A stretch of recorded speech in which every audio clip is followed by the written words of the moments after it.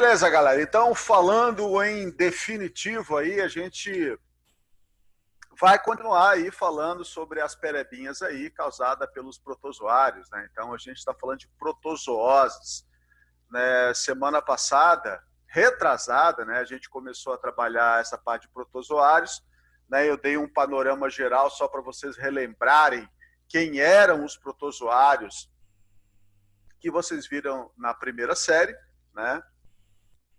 A gente falou ali que são organismos unicelulares, as características dos protozoários são as mesmas que a nossa célula tem, e aquilo que a gente não tem, eles também não têm, né? Então, o grande estudo sobre eles está relacionado principalmente, então, com relação às doenças, né? Então, a gente tem algumas doenças de caráter mortal, tá? A amebíase, não sei se vocês já viram algumas histórias pela internet, né, Facebook, dependendo do tipo de ameba, ela pode atingir até o cérebro e pode causar morte, tá? Então tem umas coisas assim meio bizarras assim, né? Parece meio alien, né? Então a gente tem alguns organismos bastante complicados. Agora, o que a gente vai estar trabalhando hoje, que são os flagelados, aqui então mesmo pensa numa bucha, é o que a gente tem aqui nos protozoários flagelados. Então a gente tem algumas doenças mortais mesmo aqui, tá? Não tem cura, como a questão da doença de Chagas, tá? A doença de Chagas a gente vai estar falando sobre ela. Na tela, tá vendo aqui, ó, esse negocinho roxo, tá? Esse negocinho vermelho que você tem aqui embaixo nessa foto são os glóbulos vermelhos, tá? Esse negócio com cara de pingo douro aqui, ó, por isso que eu falo que parece um pingo douro, tá? São os glóbulos vermelhos. Tá? Então você tem os glóbulos vermelhos aí, e esse negócio roxinho aqui no meio, claro, tudo colorizado aí, né? São os parasitas, é o tripanossoma. Então ele está no sangue, tá? Ele vai estar no sangue, depois ele vai se instalar em músculo cardíaco, toda a parte de intestino, que a gente vai ver na musculatura lisa. Então é um parasita que, se pegar ele, vai morrer com a doença. Tá? Então, quando essa doença é detectada nos 3 primeiros meses, é o que a gente vê meio na literatura médica, a medicação até dá conta de eliminar esse parasita. Mas agora, depois que passa esses 3, 4 meses iniciais aí, a doença se torna crônica e aí complica a vida do camarada. Então ele vai viver aí 14, 15, 20 anos com a doença, tá? Mas ele vai falecer em virtude dela. Então, falando aí então dos mastigóforos ou flagelados, a gente tem então os protozoários que se locomovem por flagelos. Tá? Então a gente vai ter protozoários de vida livre, a gente vai ter parasitas e vamos ter os mutualistas. Tá? Então os mutualistas, aqui a gente tem um primeiro exemplinho que é o triconinfa. Tá? Esse triconinfa tem umas coisas legais, tá? Ele está dentro do cupim, tá? O cupim é um animal, né? Um inseto. Ele vai comer madeira, só que ele não consegue digerir a celulose. Tá? Então você vê, mesmo o cupim que se alimenta basicamente ali da celulose, ele não consegue fazer a digestão dela. Então ele precisa ter uma associação. Tá? Então dentro do intestino dele tem esse protozoário que vai fazer a digestão da celulose para ele, tipo da vaca. Tá? Vocês viram lá com a professora Samantha, a vaca tem no estômago dela lá as bactérias, só que no caso delas são bactérias que vão fazer a digestão da celulose. E aqui a gente tem um protozoário para fazer a digestão da celulose para o cupim. Tá? Ô, Fernando, Oi. como é que ele pega esse protozoário? Tipo, ele já nasce com...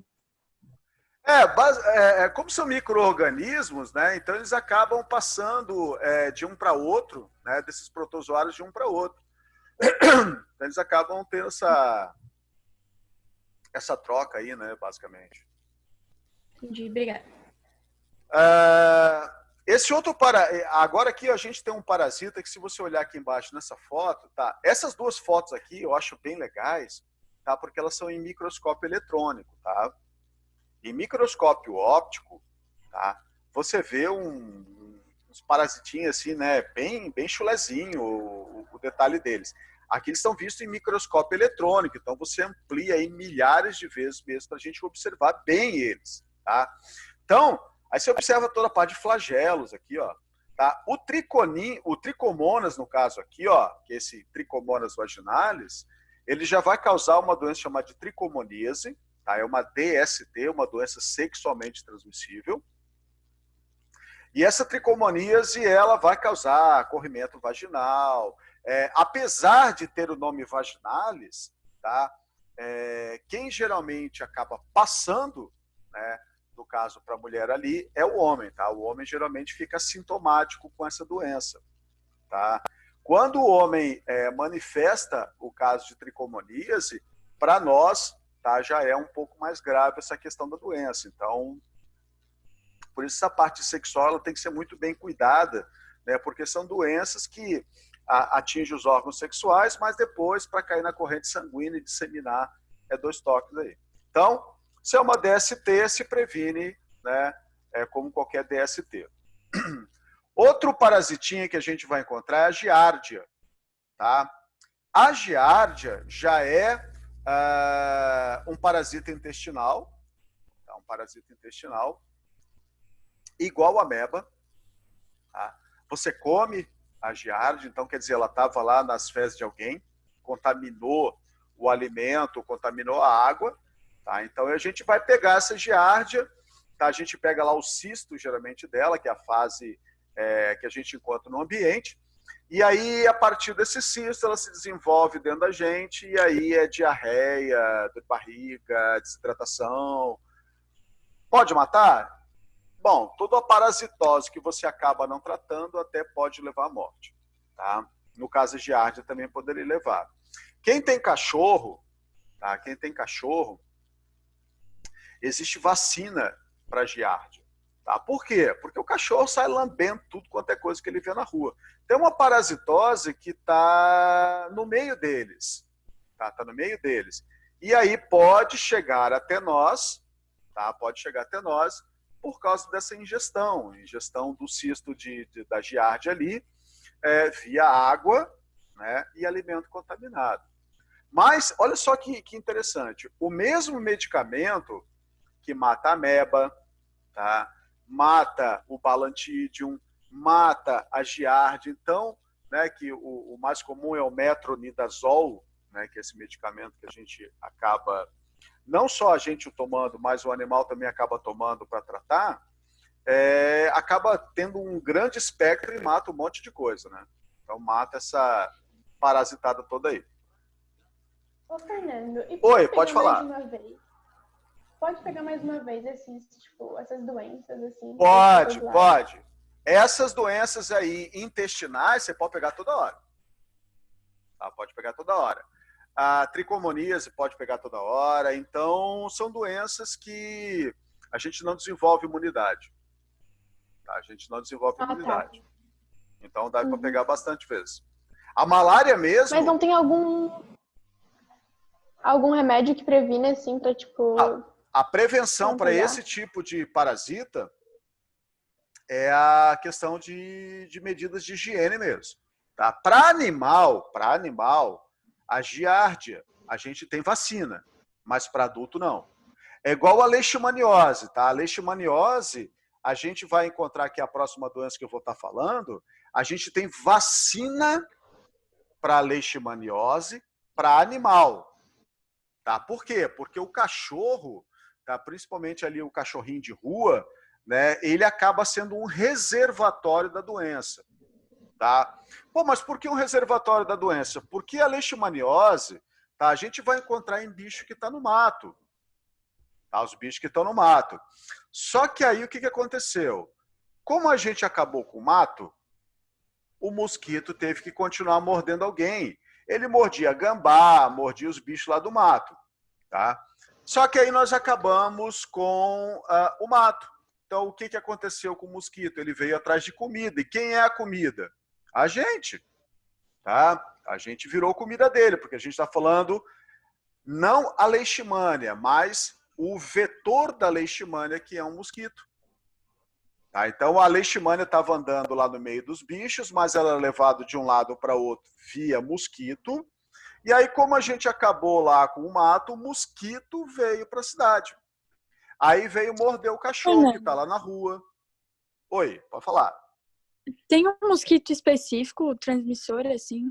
Tem um mosquito específico, que eu já vou mostrar a carinha dele, que é o mosquito palha, tá? O mosquito palha. E aí o interessante é que em Santa Catarina a gente quase não tinha caso de leishmaniose. E de uns anos para cá começou a ter bastante caso, tanto que foi até já questão da UFSC há alguns anos aí, sobre leishmaniose, que era uma doença que a gente não tinha. Mas era uma doença comum ali em São Paulo, para cima ali tinha bastante. E agora já está tendo em Santa Catarina. Tá? Tubarão tem, e eu não lido muito com essa parte de veterinários aí, né? Apesar de ter um cachorro, mas o meu não é vacinado mais para leishmaniose, né? Porque eu não sei se tem leishmaniose em tubarão, mas dependendo, hoje Florianópolis, quem tem cachorro tem que estar com ele vacinado para leishmaniose, senão o cachorro vai sofrer, tá? O cachorro vai ficar doente e aí vai morrer. Pode até morrer, né? Dependendo da situação. O interessante é que o parasita, agora no caso a leishmania, tá? O mosquito é o vetor, um tipo de mosquito específico. Ele é vetor, tá? Deixa eu mudar a tela aqui, ó, que aí eu vou falar sobre a leishmaniose. Tá aqui, ó. Esse aqui é um mosquitinho, o vetor transmissor da leishmaniose. Tá? Esse aqui é o chamado mosquito palha, ou birigui. Tá? Em inglês você vai encontrar que é o sandfly, tá? A mosca da areia. Né? Então é o sandfly. Então a gente vai encontrar aqui, ó, toda essa parte aqui são as leishmanias. Ó. Tá? Então a gente vai encontrar no meio das células aqui a leishmania. Qual é o problema da leishmaniose? É que dependendo da leishmaniose, tá? Olhando aqui o ciclo dela, a gente vai ter o quê? Esses nomes, amastigotas, promastigotas, tá? Você nem se preocupa, tá? Em querer aprender isso daqui, tá? O que você precisa saber sobre essa doença é que existe um vetor, o vetor é um mosquito, tá vendo aqui que eu falei, ó, sandfly, ó, tá? O mosquito é o vetor é quem leva o parasita. O causador da doença, o agente etiológico, é a leishmania. Temos várias espécies, leishmania donovani, leishmania brasiliensis, tá? Então a gente tem tipos de leishmanias diferentes aí. Deixa eu ver só aqui no bate-papo. Aqui levantou. Quem é que tava com a... Caraca, Bressan, tá bonito hoje. Né? Estão falando aí que levantaram a mão aqui. Então tá bom. Podia ficar sem essa. Então, olha só. Como eu falei para vocês, então, você vai encontrar na apostila os ciclos da doença, tá? O que você precisa entender existe um mosquito. O mosquito vai lá, mordeu um animal, tá? No caso o cachorro, pegou o parasita com ele, e quando ele morde você, pau, passa o parasita para você. E aí nós temos dois tipos de leishmaniose. A gente tem a leishmaniose cutânea, que vai causar feridas na pele, tá? E tem a leishmaniose visceral. A leishmaniose visceral é a mais perigosa, é aquela que vai atingir órgãos internos. O parasita atinge órgãos internos. E aí o negócio se torna mais complicado, mortalmente falando, tá? Só para você ver aqui, ó. Tá vendo aqui, ó? Isso aqui, ó, as orelhas do homem aqui, tá? Olha que o buraco que fez nas costas do cara, tá? A leishmaniose cutânea. O senhorzinho aqui, ó, perdeu o nariz, tá vendo aqui, ó? Comeu o nariz dele, tá? Comeu a perna aqui, ó, tá vendo? Isso é a leishmaniose cutânea. Agora você imagina isso acontecendo em órgãos internos. Tá? Então, em órgãos internos, a gente vai ter essa parte da leishmaniose visceral. E como é que é o nome, Fernando? Visceral? Visceral. V-I-S-C-E-R-A-L. Visceral. De vísceras, né? Essa é a leishmaniose visceral. Então, aí, é claro, Se eu sei que é uma doença transmitida via picada de mosquito, qual é o meu mecanismo de prevenção para essa doença? Ué, é não deixar o mosquito se proliferar, tá? É vacinar os animais, tá? Que a gente tem na rua, né? A questão do cachorro, em áreas de leishmaniose, usar a questão das telas na janela para evitar que o mosquito entre em casa. Então, é a nossa maneira de prevenção, relacionado com o vetor. Tá? E, às vezes, dependendo, vocês vão ver depois ali, dá uma olhada no Google, tá? Imagens lá, coloca lá cães com leishmaniose. Então, você vai ver o animalzinho, cara, dá pena. E aí, o que acontece? Tem que sacrificar, tem que acabar sacrificando o animalzinho, tá? Porque senão ele acaba sofrendo pra caramba aí no meio do caminho. Tranquilos? Alguma pergunta sobre leishmaniose? Então, saiba como se pega. Lembrando, bem, aqui, ó, botei para vocês aqui, ó, Leishmania brasiliensis é o parasita, tá? Que a gente está mais trabalhando. O vetor da Leishmania brasiliensis é o mosquito palha, birigui ou corcundinha. E aqui, ó, lutisomia, tá? Lutisomia é o nome científico do mosquito. Tá? Lutisomia é o nome científico do mosquito. Às vezes você pode encontrar ele chamado de flebotomínio, tá? O flebotomínio, que é a família desse animalzinho, tá? A família do mosquito. Então, antes era chamado de gênero, a gente falava que era o flebótomos, mas depois eles mudaram para lutisomia. Então, o gênero, lutisomia. Oi? Como você escreve isso? Qual? Lutisomia? Tá aqui na tela. Não, O flebotomínio? Deixa eu vou botar aqui no bate-papo, tá? Ó. Tá bom, muito obrigada. Flebotomínio. Tá? São os flebotomínios. Opa, acabei falando ali com o Pedro. Deixa eu arrumar aqui. Deixa eu botar no geral aqui. Deixa eu botar aqui. Todos aqui. Todos. Então, o nome do mosquitinho, a família dele era o Flebotomíneos. Aí, Flebotomíneos. Tá? O Pedro perguntou ali, e para humanos que pegam, tem cura? Cara, tem cura sim, tem medicamento para curar. Só que assim, ó, dependendo do estado da lesão, né, você vê aqui, ó, olha o buraco que fez aqui, ó. Cadê o nariz do cara? Tá? Então, para você reconstituir isso daí, é cirúrgico, né? Aqui o cara vai ficar provavelmente com uma cicatriz bastante grande, uma lesão. Agora, quando é a leishmaniose visceral que atinge órgãos internos, aí o negócio se complica um pouco mais. Tá? Dependendo da situação, se demorar para tratar, pode matar o camarada aí.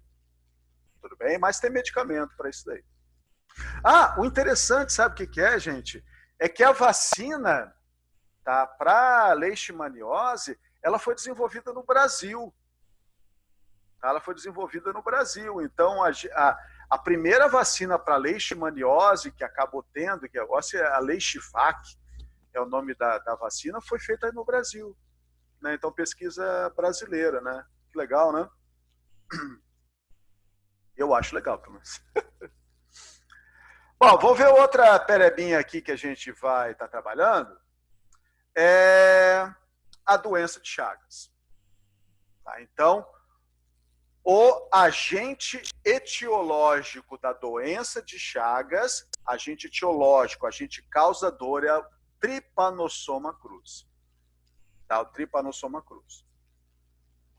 Nós vamos ter um inseto, tá, chamado de barbeiro, tá, ou chupança, onde o nome mais comum científico deles é o Triatoma infestans, Tá? Esse é o mais comumzinho, está aqui na tela, triatoma infestans, como o vetor dele. Olha só, no Brasil, tá? No Brasil, nós temos 3 vetores para ele, para Trypanosoma cruzi. A gente tem o gênero Triatoma, tá? A gente tem o chamado gênero Panstrongylus e o gênero Rhodnius. Para vestibular, para ensino médio, tá? O que mais aparece é o triatoma. Esse aí você vai encontrar bastante nos exercícios, triatoma infestans. Só que eu preciso que você entenda o seguinte. Tem alguém perguntando alguma coisa? Tá.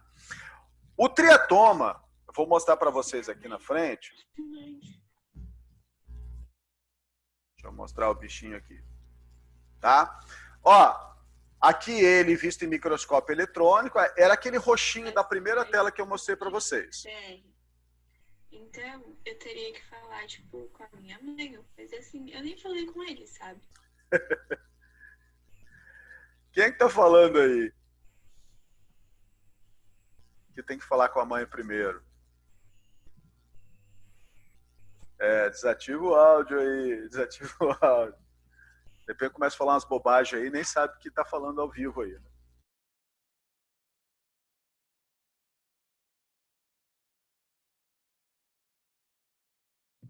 Tu desativou teu áudio, Fernando. Opa, desativei o meu. Voltou. Então, olha só.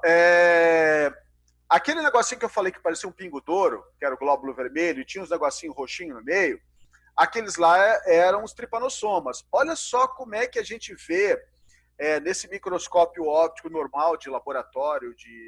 Tá ele aqui, ó. Tudo isso aqui, ó, na tela são glóbulos vermelhos, tá? Tudo isso aqui são glóbulos vermelhos. E aqui tá o tripanossoma, tá vendo aqui, ó? O Trypanosoma cruzi tá aqui, ó. Então a gente não vê uma definição muito legal quando a gente olha em microscópio óptico. Então, quando a gente vê em microscópio eletrônico, a gente vê como o da esquerda aqui, ó, o desenho da esquerda.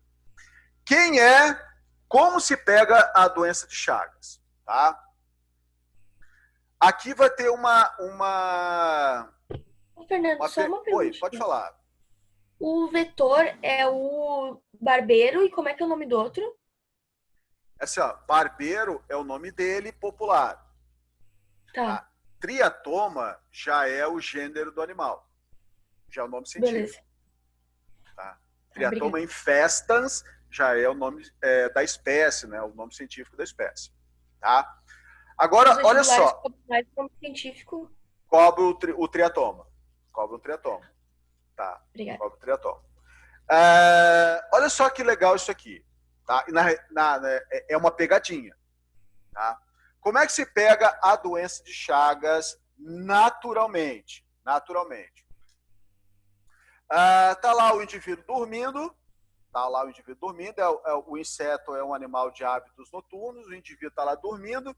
E aí o que acontece? Você tem lá o barbeiro, tá?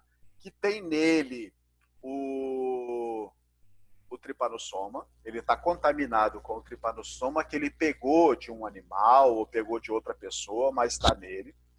Aí esse triatoma, esse barbeiro, vai lá e morde você.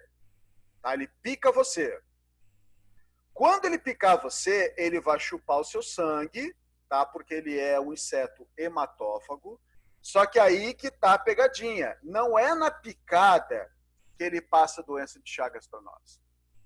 Ele vai picar você, vai chupar o seu sangue. E ainda, o mal educado do inseto, tá? Além de estar roubando seu sangue, ele vai fazer cocô sobre a sua pele. Tá? Então, ele vai fazer o número 2 em cima de você. Então, ele chupa o seu sangue e faz cocô em você. Quando você é picado, o teu primeiro reflexo após uma picada é fazer o quê? Coçar. Aí que está o negócio. Onde está o Trypanosoma cruzi? No cocô do barbeiro. Então o barbeiro chupou o seu sangue, fez cocô em você, e lá no cocô dele está o tripanossoma. Quando você foi picado, você vai fazer o quê? Você vai coçar. E quando você coçar, você puxa o cocô para cima da ferida. E aí você é contaminado pelo Trypanosoma cruzi. Você vai pegar nos exercícios e vai estar falando para você assim, ó, a doença de Chagas se pega através da picada do barbeiro. Errado. Tá? Errado. Doença de Chagas se pega através do contato com as fezes contaminadas do barbeiro. Tá? Então, a ferida aberta pela picada dele, o contato com as fezes contaminadas do barbeiro que pega a doença de Chagas.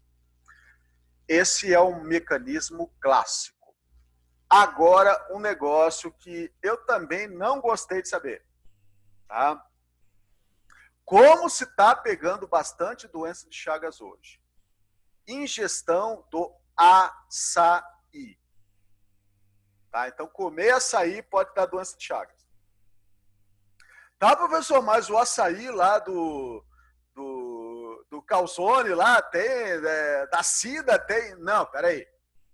O calzone, tá, ou a sida, tá, quando eles compram o açaí, tá, esse açaí é um açaí pasteurizado, é um açaí que foi tratado. Então, se houvesse qualquer possibilidade de contaminação e o vendedor lá, né, o fornecedor do açaí lá, está fazendo tudo certinho, o parasita é eliminado. É no natural, tá? Porque o que acontece? O barbeiro está andando lá no meio do açaí, tá?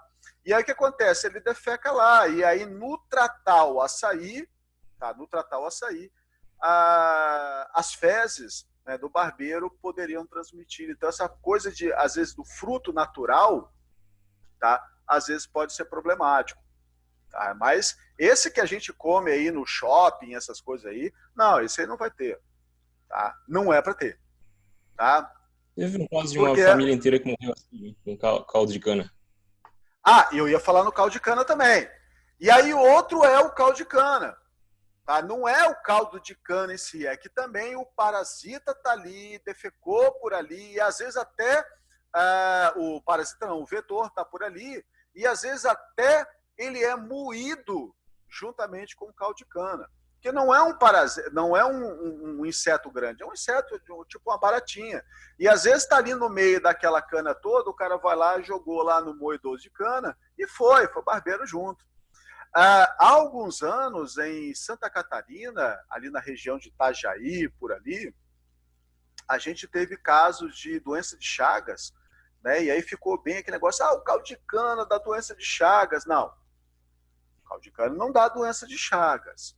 Tá? O que aconteceu é que provavelmente o barbeiro foi moído junto, né? Ou às vezes fezes do barbeiro ali sobre a cana, e quando foi moído foi tudo, e aí foi ingestão. Então foi uma contaminação aguda. Então a ingestão do Trypanosoma cruzi, a ingestão do Trypanosoma cruzi causa já uma infecção bem mais intensa, porque a quantidade de parasita é maior do que a quantidade que é injetada, né, via coceira lá. Então, por isso que essa ingestão do alimento, né, contaminado é mais perigosa do que a picada do vetorzinho ali. Mas, pensando em termos de exercícios, você vai encontrar nos exercícios aí que a ingestão, tá, do parasita é perigosa, ingestão do Trypanosoma é perigosa, mas a gente tem essa transmissão via o triatomínio aí, no caso, o barbeirinho. Olha só como é que vai rolar. Esse aqui é o barbeiro, tá vendo? O barbeiro, esse aqui é o número 2 dele. Tá? Então o parasita vai estar no número 2 dele. Tá? Essa foto na esquerda aqui, ó, é um indivíduo que morreu de doença de Chagas. Tá? Então olha só o tamanho do intestino grosso, tá? O tamanho do intestino grosso. Cara, o intestino grosso é pequeno, cara. Tá? De largura, assim, não tem? Então, mas olha como ele está inflamado. Tá? Toda essa parte de intestino delgado, coisa, a parte de coração. Cara, A gente tem na doença de Chagas, a gente fala que o indivíduo tem a cardiomegalia. Cardiomegalia, quer dizer, o coração fica gigante. A gente fala que é o coração de boi. Tá? Então, esse indivíduo com coração de boi, porque ele está extremamente grande, não é um coração funcional, não é um coração que trabalha legal. É um coração que trabalha com problema. Chega uma hora que ele não vai aguentar. Então, só que nessa de não vai aguentar, o indivíduo está aí vivendo 10, 15, 20 anos de uma maneira bastante problemática. Tá? Então, é uma doença de caráter mortal. Tá? Você até toma medicamento para tentar controlar um pouco a questão do parasita, mas vai morrer referente à doença. Aí, outra coisinha com relação a essa doença, você está vendo aqui essa casa aqui, tá? Essa casa aqui é chamada de casa de pau a pique. É uma doença que a gente encontra bastante para a região do Nordeste, no Agreste, onde se tem lá o indivíduo naquelas casinhas de barro ali. Tá? Então, o que acontece? O barbeiro, ele se esconde nas frestas, tá, da casa de barro. Ele fica ali escondido. Tá? E aí, o que acontece? Quando o indivíduo vai dormir, o vetor, o barbeirinho, sai das frestinhas da casa para ir lá roubar o sangue daquele indivíduo que está dormindo. Então, uma das maneiras de prevenção que você vai encontrar nos exercícios é a construção de casas de alvenaria. Tá? O que seria uma construção de casa de alvenaria? Tijolo, cimento. Tá? Porque aí você vai ter tijolo, cimento, a parede rebocada, o que acontece? Não tem espaço para o vetor se esconder. Então, por isso que você vai encontrar aí como medida de prevenção para a doença de Chagas, a construção de casas de alvenaria. Outra prevenção para a doença de Chagas, que a gente vai trabalhar também, é a questão de não desmatar, tá? De você tentar preservar a mata original. Por que você vai tentar manter a mata original? Porque como esse inseto é um inseto hematófago, ele se alimenta lá do sangue de gambá, de cachorro do mato. Essa doença está lá no meio dos bichos. Tá? Os bichos também sofrem lá com a doença de Chagas.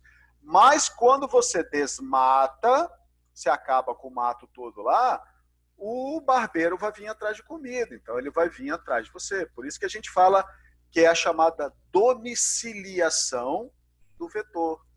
A gente traz o vetor para dentro de casa. Tá? Então essa aqui é a questão da doença de Chagas. Então é uma doença de caráter mortal. Tudo bem?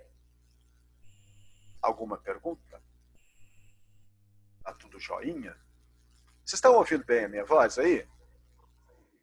Sim, a domiciliação do vetor é quando tu desmata um lugar e ele acaba vindo para tua casa. Isso. Bom. É o que acontece com mosquito, com um monte de coisa, né? Então a gente tem lá um mosquito que está roubando o sangue lá dos bichinhos do mato. A gente acabou com o mato, acaba com o bicho, o mosquito vem para a cidade. É o que traz as doenças para a cidade. Né? Eu queria chegar até a malária, mas eu não vou conseguir chegar até a malária. Então eu vou chegar até uma outra doença que ela não está pela apostila, tá? Da maneira que eu vou tratar, que é a chamada doença do sono. O nome é engraçado, tá? A doença do sono, porque a gente tem um parasita, tá, que atinge o sistema nervoso. Então, essa doença do sono, aqui, ó, vou voltar o nome do parasita, é um tripanossoma também, tá? Ó, você encontra aqui, ó, Trypanosoma gambiense. Tá? O Trypanosoma gambiense. Então, o Trypanosoma gambiense, a gente não tem essa doença no Brasil, tá? Mas já apareceu aí nos exercícios. Então, é a causadora da doença do sono. O Trypanosoma causa doença do sono, o gambiense. Como que esse parasita chega até nós? Tá vendo aqui, ó, Trypanosoma gambiense, ele vai usar o vetor, que é uma mosca chamada de tsetse, tá? Aqui é o nome científico dela, ó, Glossina palpalis. Tá? Então, a mosca T7C, que nós não temos no Brasil, então não tem também o Trypanosoma gambiense, vai levar o parasita até nós. Então, vamos voltar lá no ciclo da doença. Agora sim, olha lá. A T7C se alimenta de sangue, tá? Ela vai comer o seu sangue lá, só que agora aqui na mosca, como ela é diferente do barbeiro, que fez cocô e estava no cocô dele, aqui está no aparelho picador da mosca. Então, quando ela morder você para chupar o seu sangue, ela, pá, injeta em você o parasita. Qual é o problema disso? Esse parasita vai parar lá no seu cérebro e começa literalmente a destruir o sistema nervoso. Então, a sonolência é uma das principais sintomas da doença, por isso que chama de doença do sono. Tá? Não é porque o cara acordou cedo e está com sono. Tá? E aqui, no caso, ele vai dormir para sempre. É uma doença de caráter mortal. Tá? Então, é uma doença complicada. Tá? Nós não temos no Brasil essa doença.